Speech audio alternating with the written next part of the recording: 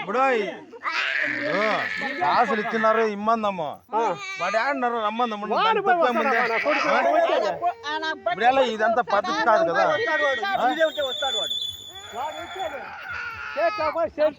దీనికి ఇస్తాడప్పా ఇప్పుడు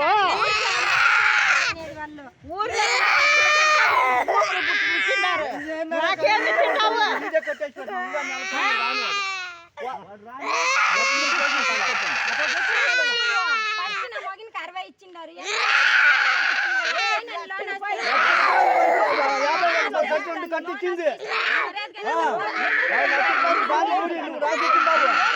బాండ్ కూడా మా నువ్వు రాజిచ్చిండు బాండ్ ₹1,00,000 ఇదే ₹1,00,000 బాండ్ నువ్వు రాజిచ్చింది ఊరికే ఊరని మట్టుకుంటే చెప్పుకోపోతుందా.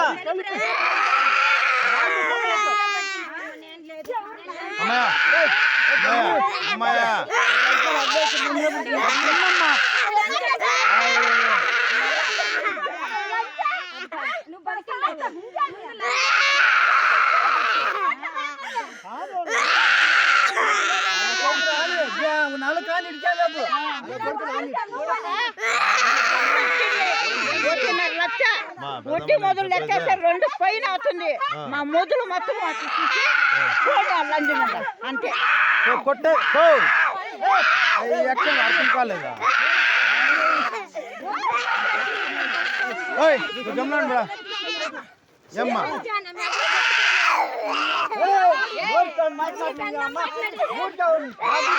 కొట్టుద్దా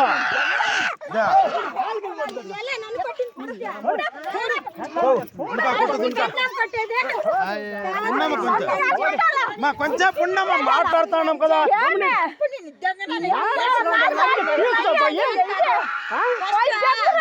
కాదు అర్థం పరచుకుంటాను కొంచెం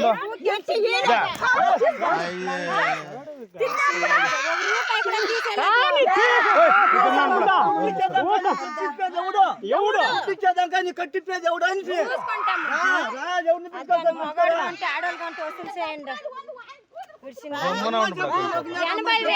కొంచెంసేపు నోరు మూసుకోండా తీసుకోండి వాళ్ళు అడిగేదే.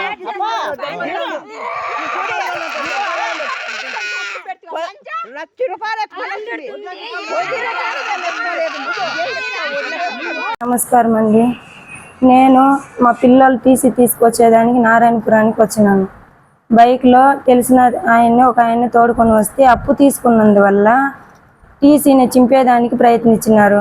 నేను చేయలేసి పీక్కున్నాను. అయినా కూడా బట్టలనంతా గుంజి బయట వస్తేనే నన్ను కొట్టి లాక్కెళ్ళి చెట్టుకు కట్టేసి మార్చేసినారు. ముందు మా ఆయన్నే చేసినారు. నైట్కి నైటే తోడుకొని వెళ్ళి మా ఆయన దిగులు పడి వెళ్ళిపోయినాడు. నాకు ఆ పెళ్ళాం వద్దు బిడ్డలో వద్దని.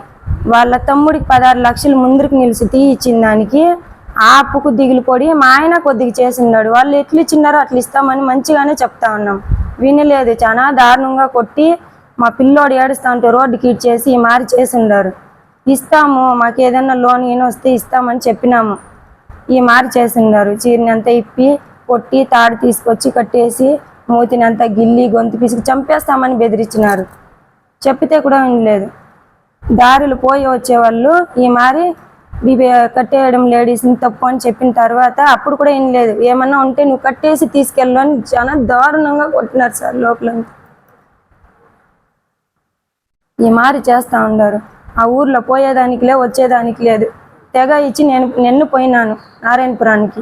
ఈ మారి చేసినారు.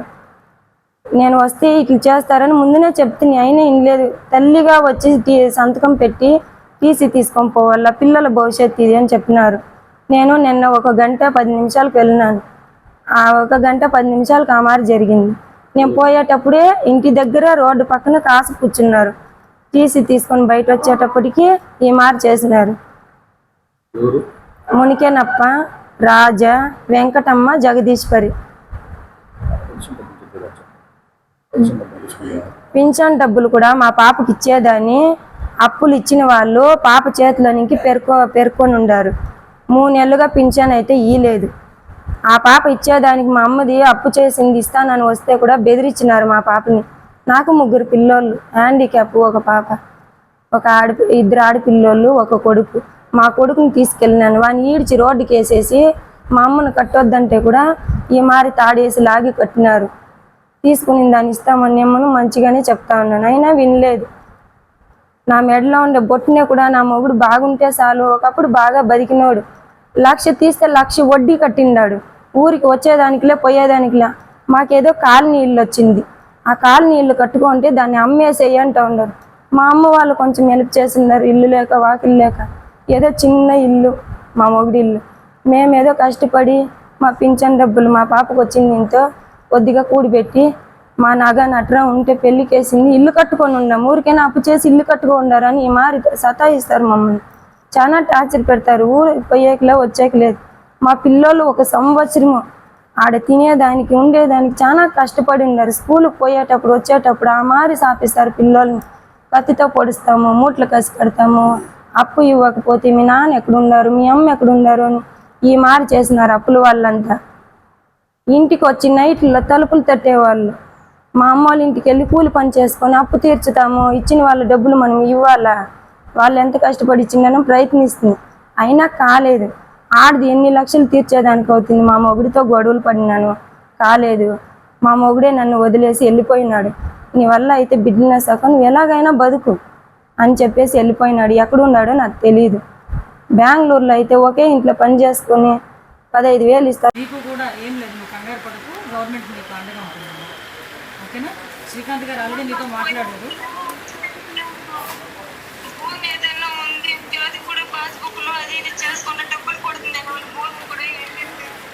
లేదమ్మా, ఒకసారి మన వాళ్ళు కూడా వస్తారు మీ దగ్గరికి. పెన్షన్ విషయంలో కూడా ఏదో ప్రాబ్లం వచ్చిందని చెప్పారంటే కదా శ్రీకాంత్ గారితోనే.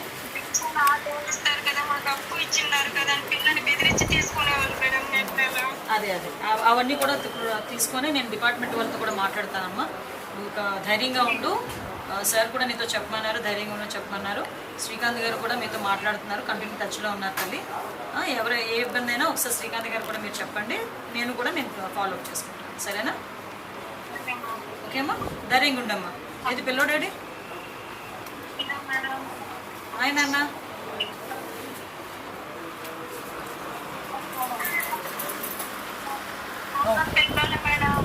ఏం లేదులే అమ్మా, కంగారు పడుతున్నాను. ఓకేనా?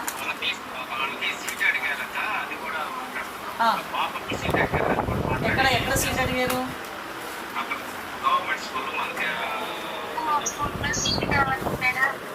అలాగేనమ్మా, తప్పకుండా చేస్తాను, తప్పకుండా చేద్దామమ్మా. ఆల్రెడీ శ్రీకాంత్ గారు మాట్లాడారు, ఎమ్మెల్సీ గారు, తను చూసుకుంటారు. ఓకేనా? ధైర్యం ఉండండి అమ్మా, ధైర్యం ఉండండి.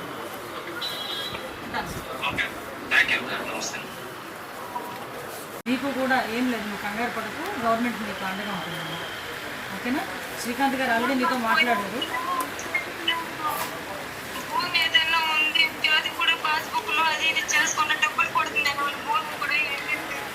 లేదమ్మా, ఒకసారి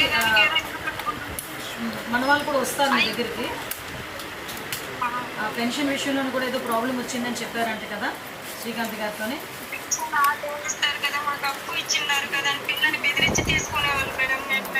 అదే అవన్నీ కూడా తీసుకొని నేను డిపార్ట్మెంట్ వాళ్ళతో కూడా మాట్లాడతానమ్మా.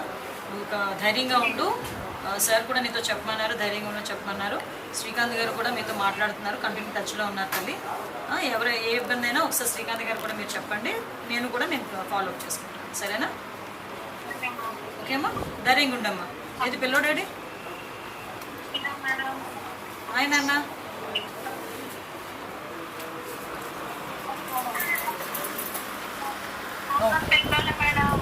ఏం లేదులే అమ్మా, కంగారు పడుతున్నాను. ఓకేనా?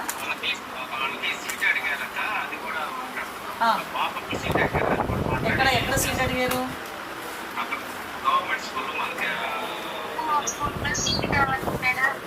అలాగేనమ్మా, తప్పకుండా చేస్తాను, తప్పకుండా చేద్దామమ్మా. ఆల్రెడీ శ్రీకాంత్ గారు మాట్లాడారు, ఎమ్మెల్సీ గారు, తను చూసుకుంటారు. ఓకేనా? ధైర్యం ఉండండి అమ్మా, ధైర్యం ఉండండి.